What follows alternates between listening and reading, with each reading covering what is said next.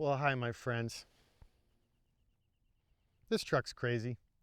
Frankly, we build some pretty bad shit stuff.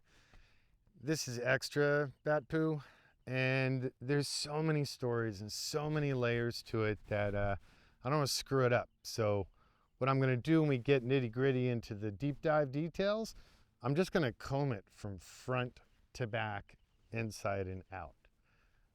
But the basic story is this is a great client that we've built for in the past. He has, if you remember it, that epic white with black bison hide interior Power Wagon crew cab that we built many years ago. And he bought a property in Wyoming and he said, hey man, I want to commission another build. I think he keeps the Power Wagon in Florida, whatever. He's like, I want it to be something relevant to that locale that matches the ranch style. Other than that, my only directive is the Power Wagon is nuts elevated above and beyond everyone's builds. I want this to outdo the Power Wagon.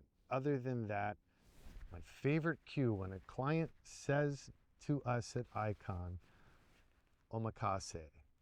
Those of you that don't know, omakase, when you go to a sushi bar, is when the sushi chef serves up whatever the heck he wants and you're going to eat it. There's nothing better for a designer. Like, that's a blessing, especially for a goober like me, because the deeper I've dived and the more research I did on this vehicle, the more opportunities there were to redesign, elevate, revisit, and sort of change the trajectory of the design. So officially, this is a 75, but it's a Cherokee, obviously. We tweaked it. We played a little revisionist history. So we started by buying a 60s Kaiser, early Jeep. So we get this beautiful rhino or shovel nose, as people call it, and changed the whole front clip from the 60s version. I think it was a 65. And then we bought a later pickup truck Jeep, the J10, J20. And from that, we stole the steel fender flares from the bed and the front fenders, which they did again, called a wide track. So it's wrong, and to us that sometimes means it is right. Then Cherokee. Let's talk about Cherokees. So, nowadays, if a car company wants to name a vehicle after a Native American tribe, they have to pay a licensing fee to do so, which I think that's cool. There's been enough misappropriation of Native cultures, so that's cool. They should get some cash. Back in the day, they didn't. Worse yet, when I started getting into the research, the original beltline graphic on the body of a Cherokee is not even a Cherokee graphic.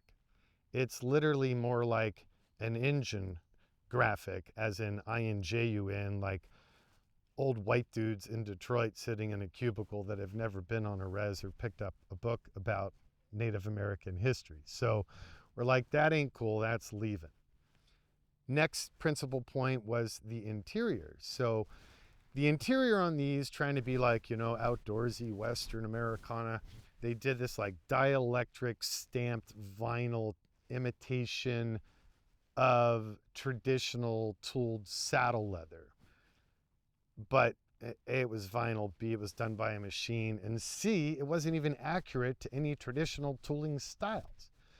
So the truck's going to be in Wyoming. One of the most famous traditional American tooled leather patterns is known as the Sheridan style, which was popularized in the early 1900s and actually remains the dominant style to this day. Mostly wildflower-based graphic. So we're like, oh, we need to up the ante there. So, as you know, I'm a big leather geek, and I have a lot of friends from tanneries to craftsmen in the leathercraft space. So my buddy Trajan that I met when I was at American Tanning in Georgia taking a class on how to hand dye alligator, which then we applied to the old Hudson derelict that we built. Trajan is like a rock star. He is the guy when it comes to traditional saddle work. Trajan is the founder of Mercury Leatherworks, and he's a rock star. I mean, he is the guy. Like, there is a many-year wait list for his very expensive, magical saddles. He's also responsible for the also famous Bolin brand, Bohlin. So they did like Roy Rogers saddle and like a lot of the early Western stars and film stars from all the old Westerns. And he's responsible for the maintenance and restoration of them. So he was like a perfect serendipitous match. So once we got rolling on this, I'm like, hey, Trajan, you ever done an interior? He's like, no. I'm like, you wanna? He's like, yeah. So we worked with 2 different tanneries on the interior. The principal leather is actually out of Italy from our friends at Morrison Chasis. And it was chosen because it is the best smelling leather on the planet and super soft to the touch. In fact, I've made a couple jackets out of the same leather, including this one. And it just smells stupid good. It is buttery soft, and it's going to wrinkle and wear in like the best possible way.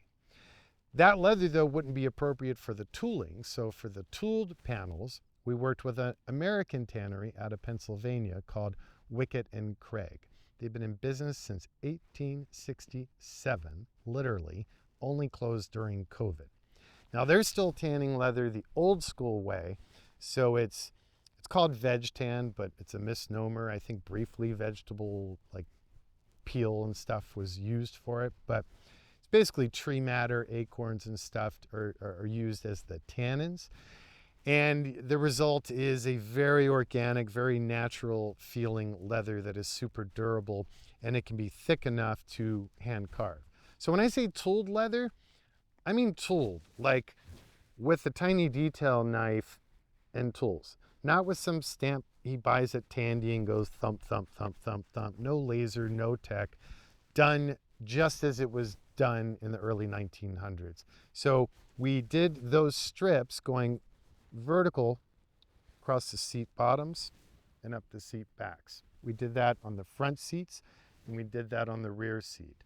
Then the door panels from the factory were kind of boring, and the armrests were plastic, so we threw that all away and designed our own that's more dimensioned. So the inserts in the door panels are the hand-tooled leather. The principal door panel is the Morrison Chasis Italian leather. And then you'll notice on the driver's door, in the sort of modern Jeep tradition of there being Easter eggs, Trajan tooled the icon lizard, and he's really hard to see until he's pointed out, and then you can never unsee him. But it's just, I mean, it's just one of the craziest interiors. The seats have the CNC'd little icon badges that are chromed and then enamel infilled in black for contrast. The hardware on the seats is completely redesigned.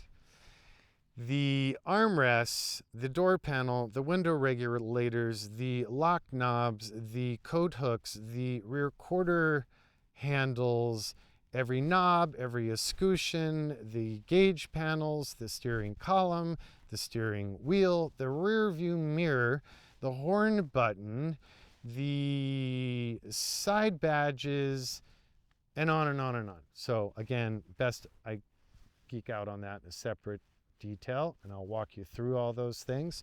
But other details on the interior, we used our tried and trusted Hargarten square weave charcoal wool flooring. The scuff mat for the driver's floor mat is done in the same leather, and all of the panels are edge hemmed in leather. German technical surface on the B side for durability, lined in Dynamat. Under the carpet are 4 different layers of different properties for insulation. The cargo spears in the original truck in the back were just sort of like flat thingies. And then I believe they were only on the tailgate, and they were like Pepsi can tin cheesy. So we took those and expanded upon that design language, executed them in polished stainless, and they continue through to the rear cargo area. The back seat tucks and tumbles and has a fairly traditional style tether strap to hold it in place. And then the tooling inserts we did on the door panel extend to the rear passenger compartment, and then full leather back to the cargo panels. Behind those panels, all of which, by the way, are laser cut. All right, so let's do a deep dive, starting with the exterior from front to back. Again, nose, the early Kaiser style, has this wonderful raked angle. It's super cool. The bumpers are dead stock other than a much higher quality chrome treatment. Headlights, we stayed with a traditional aesthetic, but they are LED, but have kind of a retro vibe. These are new old stock front indicator ambers, LED in the stock body, all re-electroplated, blah, blah, blah. Interesting little bit of history, again, discovered during the build, not previously, but this generation, the original intent was for them to have 4 headlights. Apparently a decision was made to not do 4 headlights, so when they executed, press go and did the production wiring harnesses, it only had circuits to support the single headlight. But someone forgot to tell someone, so in the tooling department, they were already stamping the nose with this additional smaller diameter second headlight intended. Then they're like, oh, whoops, what are we gonna do? So like, I don't know, someone draw up something nice and simple. So they put these like super thin 10 block off plates to cover that cavity, but they did nothing and they just sat there. But the design looked cool, so we thought about going 4 headlights. We rendered it up, didn't look as cool, and these had enough design merits. We're like, we're gonna keep those. So instead, what we did is we mapped those with our laser, got them into CAD, pretty much stayed loyal to the traditional aesthetic, but where these were originally just stylized ribs, these are now full cutouts. These are fully machined in 6061, then chromed, then enamel infilled. And the cool thing is they actually do something now. So this one kind of does nothing other than let a little bit of cool air into the front. But this one is actually part of our dedicated cold air intake. So the engine is breathing the freshest, coolest air from the exterior of the vehicle and pulling it in to the enclosed air box in the bay. And it's all funneled and tunneled, so it keeps it super tight. Stock grille, hard to beat. They're just beautifully designed. They're super simple. There were some opportunities though, because if you walked up to it and you went like that, it sounds like a Pepsi can, because it basically was a super thin stamp piece. So again, we scanned that. We added value by adding more dimension to it. So the extrusion is a little bit deeper and it has more details. And now it's just beefy as hell and it's like a metal sculpture. So that's all machined again in billet and then chrome plated. Funny side story, as part of the unnecessary elevated details that we entertained with the client, we were originally thinking, well, never seen anyone, well actually I have, the Maharaj in India has a sterling silver Rolls Royce, like old school from the 20s, that a friend of mine, photographer, was in India and did a photo study on, and it's batshit. But even then he told me how there was like a crew of 4 people whose daily responsibility was to keep it from tarnishing and polishing it. But we're like, that could be cool, and we're going to redesign all the interior touch bits. I have tons of friends in the sterling silver world that do custom work, so I'm like, ooh, that'd be cool. We'd bring some of my buddies in. We could bring in silversmiths and have some fun there. So just down the street from our shop here in Chatsworth is Silver King, which is a 3-generation family-owned sterling-centric artist. And like, they tooled my lighter case. Pretty nutty, beautiful work, and they made that for me. And they're just lovely people. They support our charity event, Icons of Design, every year. So I was looking for an excuse to bring them into a project. But we were like, okay, if we're going to do that, it's got to be on the exterior too. And we're sure as hell not going to be pounding or whatever you do to make these out of sterling silver. So we're like, okay, advanced plating. They're like, never heard? Yeah, sure, why not? We can do that. So we did extra thick sterling plate onto just one of these bumperettes as a test. We ceramic coated half of it, left the other half the raw silver. We zip tied it up to the wall in the parking lot at the shop and let it sit. Within 3 months, it looked like hell, so we abandoned that and went back to show quality traditional chrome plating. Continuing down this side of the vehicle, the original style badges, they're quite lovely, so we really did not manipulate the basic shape form of those. However, we did interpret the original Jeep font into ICON because, well, why the hell not? We kept the V8 form. We changed the displacement to 392 to reference the 6.4 Fuelie SRT8 HEMI that is now powering this beast. And then we monkeyed with the colors. So the principal body is a Porsche color referred to as chalk. We've used it on a couple projects and it's quite lovely. We introduced this blood red just because it had a nice contrast and picked up our Brembo brakes, which you can't even really see anyway, but we know, if not anyone else. The neatest part, though, is the side graphic. So back to saying the original one was not a Cherokee traditional graphic. So here I go, deep dive, buying books, Googling my brains out to understand the original design languages. And then it was kind of vague even on like the Cherokee tribal ancestor sites and native Cherokee specific books. The one thing I kept seeing reoccurring was a graphic that was sort of like arrows, and it kind of seemed like it was a feather. And I couldn't find any specific story about it. So I started reaching out to this beautiful wide world of kind people and ended up finding a Cherokee chief who is a Jeep geek. Then through him, I found some other tribal leaders and experts in Native American art forms. And it turns out, if a member of the tribe was going to leave the safety of the tribal land and, say, go on some perilous journey, his water vessel and his blanket/horse blanket. There were all sorts of representations graphically of different things, and they all had their meetings. And some would always be there, some sometimes, but the one that was consistently there was that wing form, and it turns out it is an abstract to represent an eagle feather for protection and safe flight. So the name of this project is Safe Flight.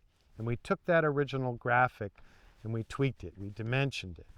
But you'll notice in the front of the vehicle, it starts pure black. And that's a Bentley OEM black. It's like the blackest of blacks without being Vanta black, which actually kind of loses depth. But starting right about here, it starts to do like a photonegative inverse.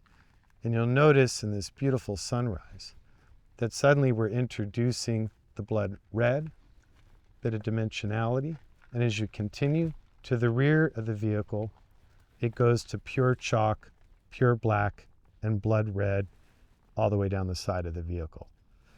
Funny side story, me being me, my team and I did these like laser precise long plot prints, multicolor for each color, thinking, all right, when the painter gets on this, we'll laser level it, and we'll lay that, and he does one color, and then he tweezers off the little wings and does the next color, and then does the next color, and then does the airbrush for the dimensioning. But the artist we worked with on it, he's this older Latin dude, and he's like, just shaking his head at us like we're fools. And we're like, yeah, man, so we made this for you, and then you're going to do this. And he's like, no, Holmes. If I had any more experience, I'd be dead. Don't tell me what I'm doing. We're like, all right, cool, bro. Do it. I watched the guy. He hand taped and hand painted hundreds of little fractions and just sat there and hand cut it and then hand painted this. And I'm like, I was nervous. Like, that's not going to turn out right. Like, that's way too detailed to be freehand. We did it in one shot, like better than I could have ever expected it. And we just fell in love with the tradition of this eagle feather. So we continued this as a consistent thematic in the design language of the entire truck. But again, I'll resist geeking out on that. We'll get on the inside and we'll geek out on that. But continuing to the rear on the exterior, factory design had an engine headdress here in the rear. Cherokee never wore turkey feather headdresses. Total nothing to do with Cherokee tribal tradition. So we're like, that's got to go. But the badges are a cool concept. We continued the eagle feather chevrons on these roundels. And then we did in CATIA sort of a stylized version of the icon lizard, but more in the shape language of the original tribal chief head, and just kind of stylized and tweaked that. The belt line on the original body was not following the line that we established. It was kind of weird because it kind of did jogs, like it went here and then it stepped down, and then when it came back to the rear, it had a hard time transitioning and terminating, and it was like super messy. So we reestablished where the two-tone brake would be to get this far more consistent belt line front to back, and I'm happy with that. We then took that and continued it and wrapped it around the rear tailgate. And I like the black on the upper body on these. They have a really interesting roof line that's stamped with really cool ribbing details. Actually, it was for strength, I don't think for style, but it's cool. There's actually a lot of that going on the early Jeep. Same with the D pillars, or wait, C pillars. There is no D, it's a two-door. Interior, which creates cool style details, and we resisted over eagle feathering the hell out of everything, so we left that area stock.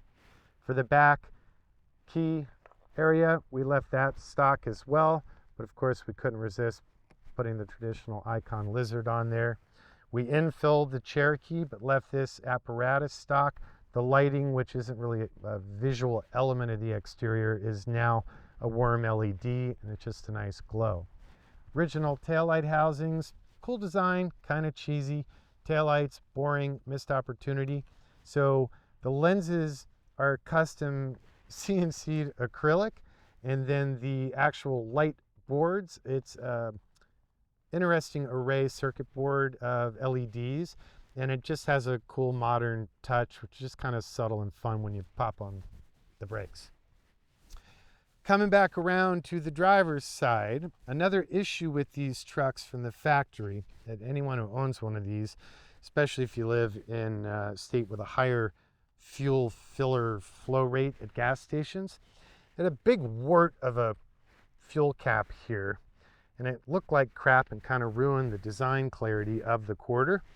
And then nowadays, when you fill it, you have to do that sort of like you're up on one foot, you know, with like your lips pierced and biting your tongue at a weird angle at a low flow rate, and it's like click, click, click, and it invariably barfs all down the side of the truck, and it just sucks. So we're like, to hell with that. We want to clean up this quarter. And hey, what's another 200-hour rabbit hole of unnecessary design opportunities? That's how we roll. So this taillight assembly has been modified. So this has a gas shock. This is all billet with brass bushings. And now your fuel fill is just recessed in here.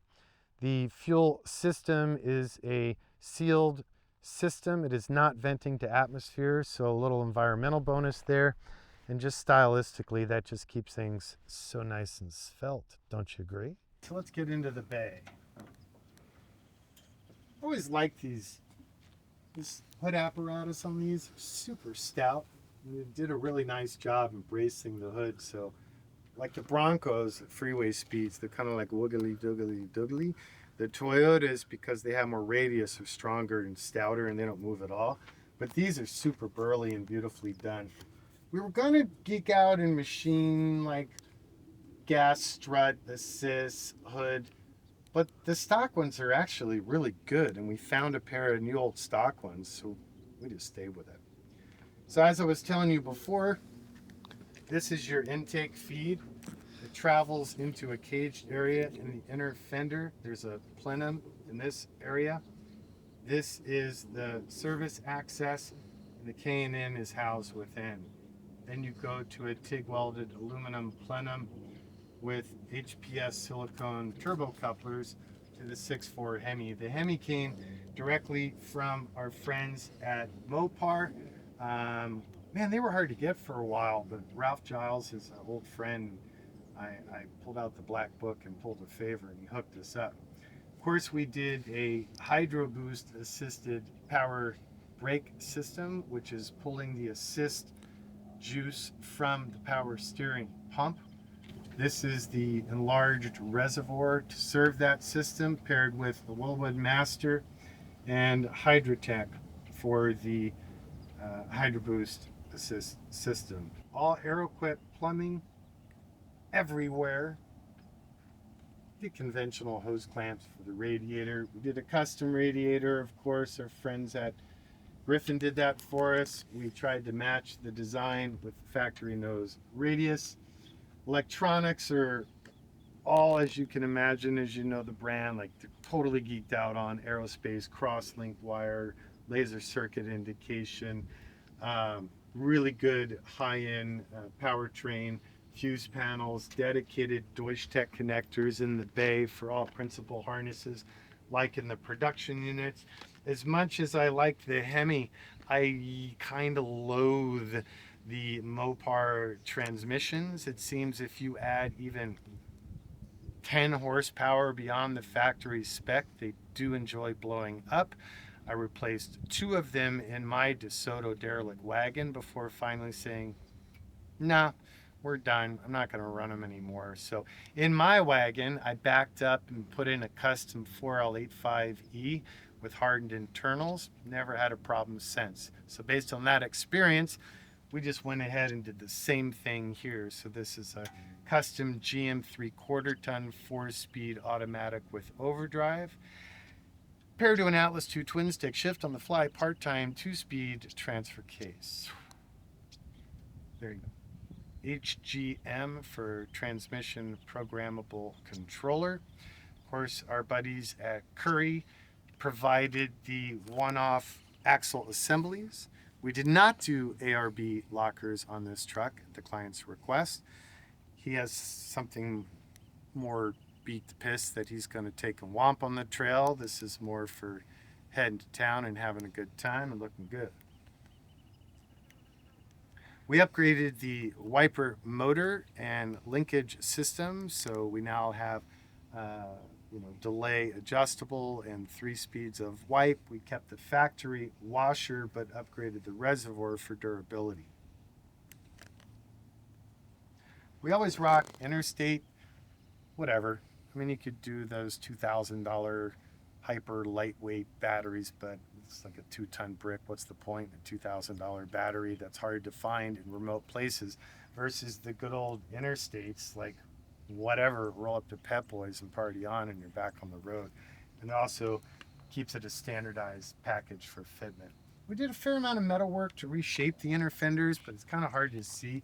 We just wanted all of our components integrated in a manner that you couldn't tell. All our fuse panels, including this one, which is for powertrain only, are all circuit indicated so you know what's up. We started doing QR codes that link to a deep dive of technical assets for each and every vehicle so any tech knows what's up and what he's dealing with. There's that cool Deutsch-Tech connector I was telling you about. This is the Mopar Performance fuse panel that is part of the Crate Engine program. After the clear coat, paint's all good to go. The body is put in yet another oven at a different temperature, and we heat cure polyurea coat the entire underside of the body. As with all Icon projects, copious amounts of Dynamat and other specialty products from various industries to reduce both vibration, noise levels, and temperature transfer. The entire roof was coated in Dynamat before we put up the Alcantara headliner. Back here in the cargo area, You will notice the spears on the floor that continue to the tailgate. Subtly, that is in a V-shaped form to keep the design language, and those are executed in stainless steel, which was polished. For the fuel tank, we crafted a massive stainless steel tank, which we black powder coated. Inside of it, you would find multiple baffles on both axes, as well as a sump section, and it's running an in-tank high-flow fuel pump with an external Bosch filter. As always, the chassis on this vehicle was a collaboration between Icon and Art Morrison Enterprises, but frankly, all we can really take credit for at Icon is the scanning and the principal rail indexing, and then the wonderful engineering team at Art Morrison did the rest and made everything work well. Their mandrel bent rails, bent the hard way taw, thick wall, and that's fully powder coated. All right, so the wheels, they're the Icon forged aluminum 18-inch wheels, and then we did black finish, specifically the Icon volcanic black. Then the hubcaps. So the offset that we wanted meant that we could not run the factory style hubcaps, nor anything we could find available in the aftermarket. They were just too proud and they just looked dumb. So these are hand spun stainless steel hubcaps that are absurd hour eaters, but are worked out good. In the front, they have cutouts in the middle because we are running the traditional style worn locking hubs. Tires, we did nothing crazy. We stuck with our good old-fashioned all-terrain TAs from our friends at BF Goodrich. Specifically, we're rocking 285 65 R18s on this one. Oh boy. Again, I don't even know where to start. Well, touching steering wheel and the seat, we'll start with one of those. Start with the steering wheel. Stock steering wheel, that's cool. Kind of big, especially for modern steering box ratios and systems. But the shape language is lovely. So we took the original steering wheel, we scanned it, we got it into CAD, we reproportioned it. So reduced diameter, but stock aesthetic. Instead of plastic that cracks within a couple of years, especially the modern technique of reproducing steering wheels, the longevity sucks. So we decided, we already had stacks of billet for this project. So this is one piece machined aluminum, then it is enamel painted, and then hand stitched and leather wrapped. Horn button, same party. Stock horn button, if we didn't scale it, the ergonomics and DEMS looked a little funky.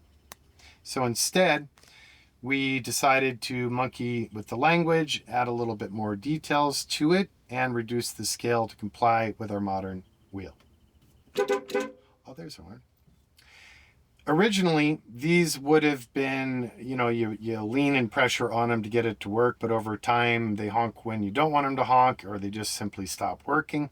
So when we decided to redesign the insert here, this is all machined acrylic with an opaque treatment on the B side by, I think 60 PSI silica blast, so it sort of makes it opaque, but it's really a texture.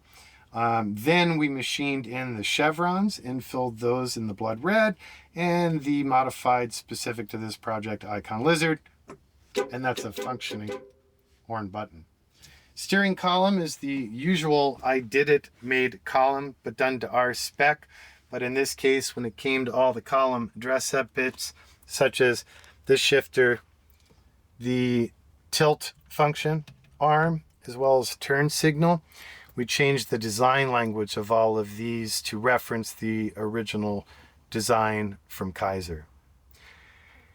Instrument panel, it's a pretty cool design from the factory, but kind of executed by the pencil pushers. So it's a big chunk of plastic with like single stage silver sprayed on top. So we're like, yeah, it's not going to fly. But again, we like the design language. So we reinterpreted it. We machined that.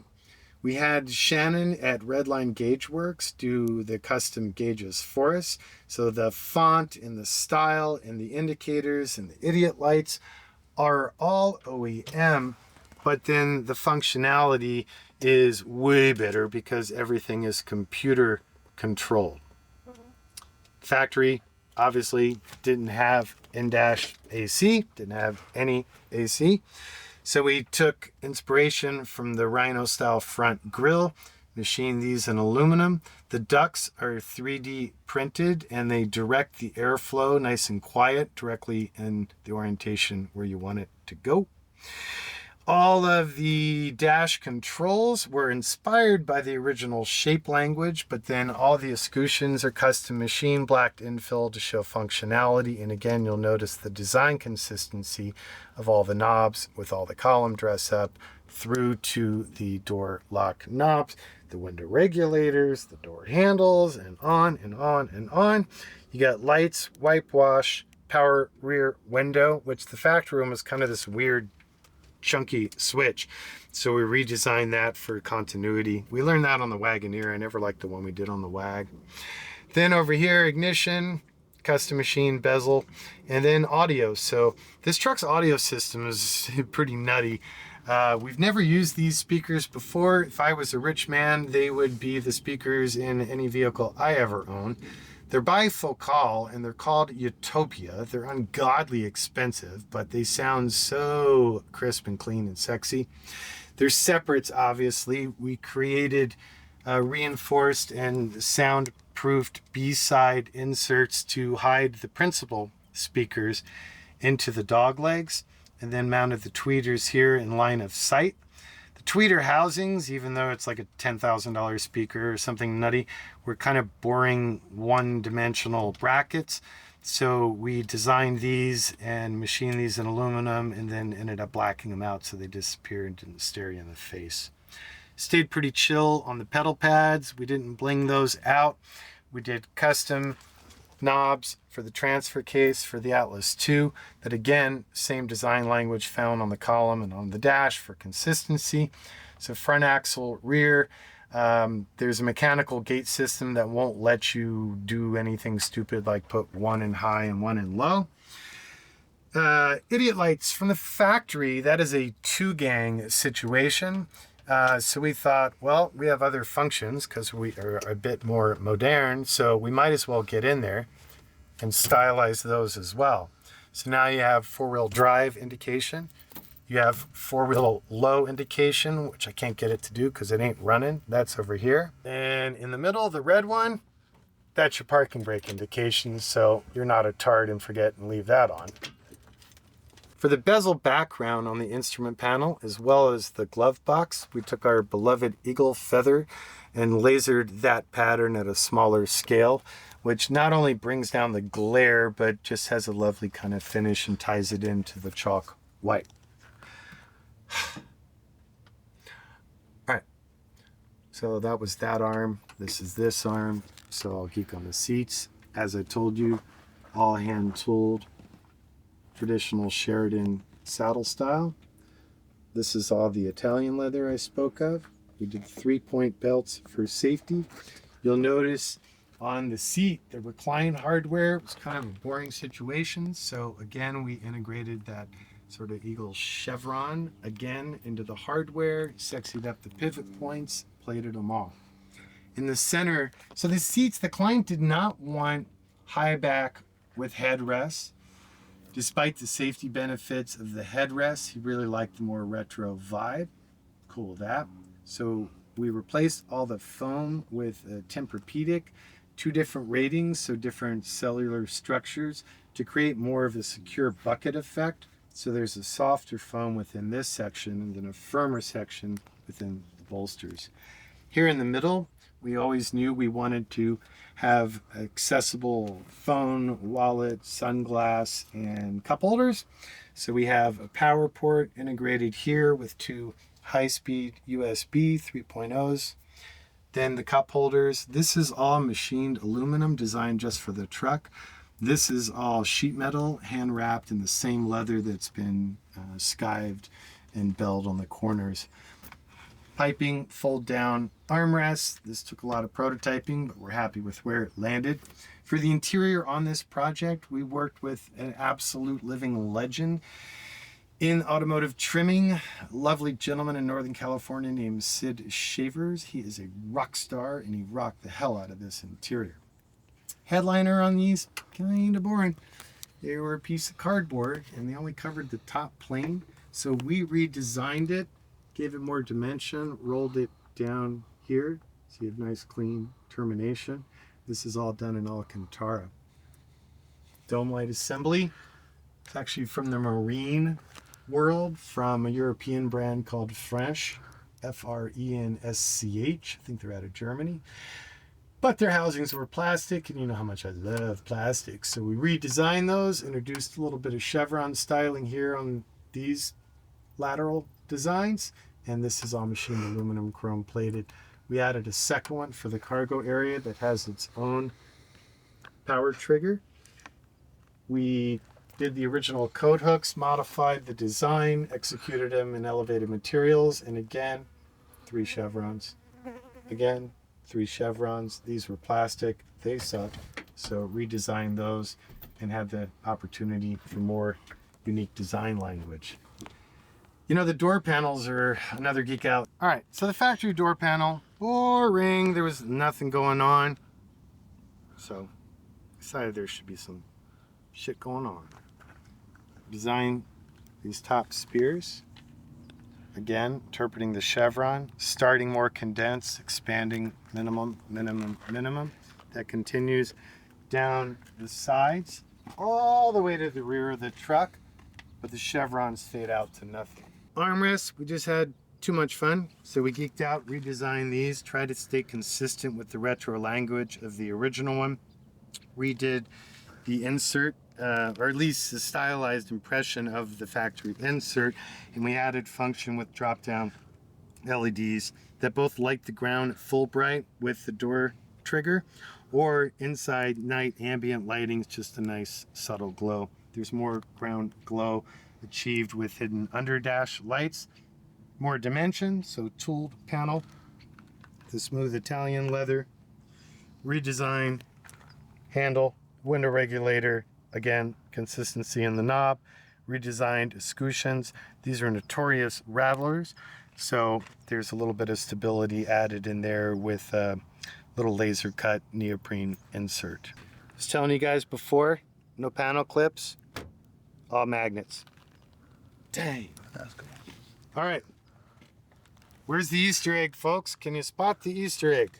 Find the Easter egg. Where's the Easter egg? Where'd he go? Where'd he go? There he is. Isn't that cool? Is ideal because he understands when you commission something like this, it's not like going on to the OEM's configurator and waiting for your paint to match 6 months. The amount of design time, not just physical hours and the skilled craftsmanship of my team and our supporting subcontractors, this was like 4 months just in research and design. So this truck took several years to achieve. But I mean, I'd like to think, especially with these reformers, really with any icon, but with the one-offs especially, the idea is to make functional art. Everything has to be considered, or what's the damn point? There's plenty of crap to buy, no one needs this, so it gets to, I like to think, an artistic level, like a custom house or boat, where, well, if it's custom, let's think about everything. Let's dial in everything. And it takes a special human to not only fund it, but emotionally be cool to give us the trust and the time needed to make something this crazy. So these are custom. The stock ones were plastic. We just couldn't stand that. We did do keyless entry, but we did keep the analog old school roll down windows. The client was like, nah, I like it. It's retro. It's neat. It's part of the vibe. We did the lit amp research powered steps for both front doors. We didn't bother doing those in the cargo area. So as a little secret thank you for the client for all his money and patience to allow us to create something like this. Trajan and I geeked out and we made him custom built. So this is the same leather used throughout the interior. then German silver with the lizard with the satin chemically blackened background. Isn't that nice? I actually stole one. I made one for myself too. Well, and two more for the two lead fabricators on the job. But it's a surprise. No one knows yet, so keep it down. Thank you for your patience. I know I tried it, but I know there are a lot of you that really appreciate all the little infinite decisions and details and heart and soul that go into these builds. Blessed by having such an incredible team. I really feel that Icon right now, you know, we're going on 20 years with Icon. My career, 36 years. And I think we have the tightest crew, not just in spirit, but in diverse skill sets right now than we've ever had. And it takes a village. So it's one thing for a geek to have some geeky ideas. It's another thing to be able to execute them to such a high level. And I'm honored to have customers that allow it and a team that facilitates it and you guys that appreciate it. So I will simply start winding down and shut up. About ready to lose my voice anyway. But I wanted to just say thank you. Thank you to everyone for all the support. It's really a big part of what makes Icon special. Even if you can't afford this ridiculousness, but spreading the word, telling your friends, liking, asking questions, sharing. It means a lot to us. Couldn't do it without you. Trying to keep American craftsmanship alive, God forbid. So y'all be well. We'll see you again next week with yet another Icon video. Be well.